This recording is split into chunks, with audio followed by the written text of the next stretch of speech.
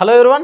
CPI Narayana గారి తెలంగాణలో sentiment work out అవ్వదన్నట్టుగా కొన్ని కామెంట్స్ చేశారు. సో వీటిని అసలు ఎలా చూడొచ్చు, సో దీన్ని బనకచర్లకి లింక్ చేసి అయితే కొంతమంది మాట్లాడుకుంటున్నారు. ఒకసారి దీని గురించి క్లుప్తంగా వివరణ తీసుకుందాం. ప్రస్తుతం మనతోటి సీనియర్ జర్నలిస్ట్ సిఎస్ రావు గారు ఉన్నారు. వెల్కమ్ చెప్పేద్దాం. హలో సార్, నమస్తే. నమస్తే. ఇప్పుడు ఈ కామెంట్స్ని ఎలా చూడొచ్చు అంటారు? నిజంగానే తెలంగాణలో ఇక సెంటిమెంట్ వర్కౌట్ అవ్వదంటారా?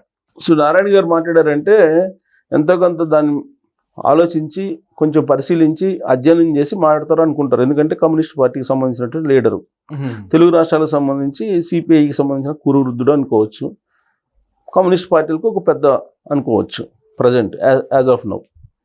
సరే, ఆయన సామాజిక అంశాలని తీసుకుంటూ ఉంటారు. ఎప్పుడు కూడా ఏదైనా సరే పనికొచ్చే అంశాలని తీసుకుంటారు. పరికరాలైనటువంటి అంశాలను ఆయన తీసుకోరు, సామాజిక అంశాలనే తీసుకుంటారు. ఈ మధ్యకాలంలో ఆయన బిగ్ బాస్కి సంబంధించినటువంటి ఫైట్ చేశారు, ఈ సినిమాలకు సంబంధించి అశ్లీలత గురించి ఫైట్ చేశారు ఆయన. ఇట్లా సామాజిక అంశాలను కూడా ఆయన ప్రస్తావిస్తూ ఉంటారు. అలాగే రాజకీయాల్లో ఎలాగో ఆయన కమ్యూనిస్ట్ పార్టీలో ఉంటారు కాబట్టి రాజకీయాలు అనివార్యంగా మారుతుంటారు రాజకీయాల గురించి. అలాగే నీటికి సంబంధించినటువంటి ప్రాజెక్టులు మీద అవగాహన ఉన్నటువంటి లీడర్ ఆయన. ఆయన బనకచర్లని వ్యతిరేకిస్తూ ఉన్నారు ఫస్ట్ నుంచి కూడా. ఎందుకు వ్యతిరేకిస్తున్నాడంటే పెండింగ్ ప్రాజెక్టులు చాలా ఉన్నాయి ఆంధ్రప్రదేశ్లో, ముందు వాటిని పూర్తి చేయండి, వాటిని పూర్తి చేసిన తర్వాత బనకచర్ల గురించి మాట్లాడచ్చు అని చెప్పి ఆయన మొదటి నుంచి చెప్తూ ఉన్నారు. అయితే బనకచర్లని పూర్తిగా వ్యతిరేకించట్లే ఆయన.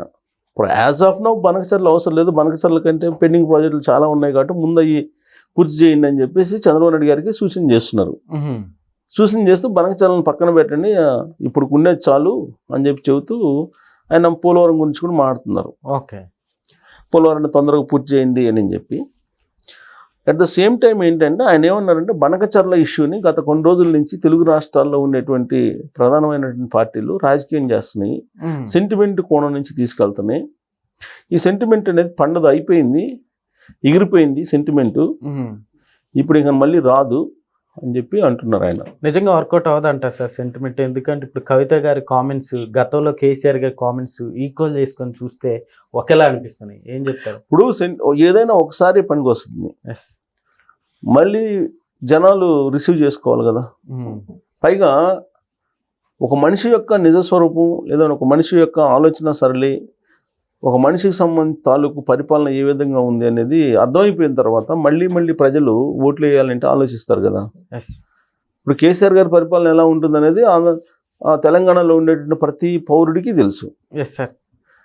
అలాగే కేసీఆర్ గారు మంత్రివర్గంలో ఎవరెవరు ఉంటారు, ఒకవేళ గెలిస్తే అనేది కూడా అందరికీ తెలుసు. అధికారంలోకి వచ్చిన తర్వాత కేసీఆర్ గారి పరిపాలన ఎలా చేస్తారనేది కూడా తెలుసు. అలాగే 2014, 2018లో ఏ విధంగా అధికారంలోకి వచ్చారు బీఆర్ఎస్ పార్టీ, టీఆర్ఎస్ పార్టీ అనేది కూడా తెలంగాణ సమాజానికి బాగా సుపరిచయం. ఇప్పుడు మళ్ళా సెంటిమెంటు అని అంటే ప్రజలు ఆలోచిస్తారా, దాన్ని సీరియస్గా తీసుకుంటారా? సీరియస్గా తీసుకోరు అనేది 2023 అసెంబ్లీ ఎన్నికల్లో అర్థమైపోయింది. ఓకే. అలాగే 2024 లోక్సభ ఎన్నికల్లో స్పష్టత వచ్చింది. ఎలా అంటే 2023 ఎన్నికల్లో బీఆర్ఎస్ పార్టీ ఏం చెప్పింది, అసలు అసెంబ్లీ ఎన్నికలకు దూరంగా ఉన్నారు తెలుగుదేశం పార్టీ, ఇది రేవంత్ రెడ్డికి సపోర్ట్ చేయడానికి, రేవంత్ రెడ్డిని సీఎం చేయడానికి అని చెప్పేసి వాళ్ళు అన్నారు. అయినప్పటికి కూడా తెలంగాణ సమాజం రేవంత్ రెడ్డిని సీఎం చేశారుగా. మరి అప్పుడు కూడా పెద్ద నాయుడు, చిట్టి నాయుడు అని చెప్పేసి అన్నారుగా. చంద్రబాబు నాయుడు గారు కాంగ్రెస్ పార్టీని గెలిపించడానికో లేదంటే చంద్రబాబు నాయుడు గారు ఇటువైపు చూస్తున్నారు, బీఆర్ఎస్ పార్టీని గెలిపించకపోతే కనుక మళ్ళీ ఆంధ్ర వాళ్ళు వస్తారని చెప్పి ప్రచారం చేశారు 2023 ఎన్నికల్లో కూడా. అయినప్పటికీ తెలంగాణ సమాజం ఓట్లేసిందిగా, వేసింది కదా. అలాగే చంద్రబాబు నాయుడు గారు అక్కడ అరెస్ట్ అయితే భలే సినిమా చూపించావు బ్రో అని చెప్పేసి అన్నారుగా. సో ఫలితాలు తర్వాత ఎలా వచ్చినాయి అనేది మనం చూసాం. సెంటిమెంట్ అనేది 2023 ఎన్నికల్లో ఎక్కడ కనిపించలే. ఎందుకు కనిపించలేదంటే వెరీ ఇంపార్టెంట్ పాయింట్, తెలంగాణ గ్రామాల్లో బీఆర్ఎస్ పార్టీకి వ్యతిరేకంగా ఓటేశారు. బీఆర్ఎస్ పార్టీకి వచ్చినటువంటి 38 మంది ఎమ్మెల్యేలు ఎక్కడి నుంచి వచ్చారు అని అంటే స్థానికేతరులు ఉన్నటువంటి ప్రాంతాల్లో ఉన్నటువంటి నియోజకవర్గాల్లో మాత్రమే వాళ్ళకి ఎమ్మెల్యేలు ఎక్కువ మంది వచ్చారు. మీకు తెలంగాణ గ్రామీణ ప్రాంతానికి సంబంధించిన నియోజకవర్గాల్లో ఒక్కళ్ళు కూడా గెలవాల, దాదాపుగా గెలవాల. ఏదో ఒకళ్ళిద్దరు గెలుచుంటారు బీఆర్ఎస్ పార్టీ వాళ్ళు. గ్రేటర్ హైదరాబాద్లో అలాగే స్థానికేతరులు ఎక్కువగా నివసించేటువంటి ప్రాంతాల్లో గెలిచారు. 38 మంది, ఎక్కువ మంది బీఆర్ఎస్ పార్టీ వాళ్ళు. అంటే తెలంగాణ సమాజం బీఆర్ఎస్ పార్టీని వ్యతిరేకిస్తున్నట్టే కదా. సెంటిమెంటు చెప్పి 2 సార్లు మోసం చేశారనే ఫీలింగ్ తోటి 3వ సారి వాళ్ళు ఓటేయలేదుగా. ఓటేసింది ఎవరు బీఆర్ఎస్ పార్టీకి? స్థానికేతరులు, అంటే ఆంధ్ర వాళ్ళు వేశారు. ఎందుకు వేశారు ఆంధ్ర వాళ్ళు? 2014 నుంచి 2023 దాకా ఆంధ్ర వాళ్ళతో కలిసి వ్యాపారాలు చేసుకున్నారు. ఆంధ్ర వాళ్ళకి కాంట్రాక్టులు ఇచ్చారు. ఆంధ్ర వాళ్ళు హాస్పిటల్స్లో భాగస్వాములు అయ్యారు కొంతమంది బీఆర్ఎస్ పార్టీ ఉండేటువంటి వాళ్ళు. అలాగే ఆంధ్ర వాళ్ళు కాలేజీల్లో భాగస్వాములు అయ్యారు. ఆంధ్ర వాళ్ళు చేసే కాంట్రాక్టర్లో భాగస్వాములు అయ్యారు.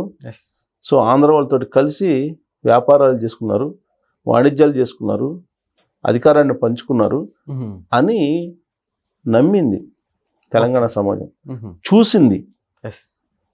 కాబట్టి ఇంకా నువ్వు ఆంధ్ర సెంటిమెంట్ చెప్తే, నిద్ర లేచిన తర్వాత ఆంధ్ర వాళ్ళతో తిరుగుతూ ఆంధ్ర సెంటిమెంట్ చెప్తే ఎలా నమ్ముతారు? నమ్మరు. అందుకే నారాయణ గారు ఆ మాట అని ఉంటారు. ఓకే, ఆంధ్ర సెంటిమెంట్ ఎప్పుడో ఎగిరిపోయింది, ఇంకా లేదు, ఇది వర్కౌట్ కాదు ఇక మీకు.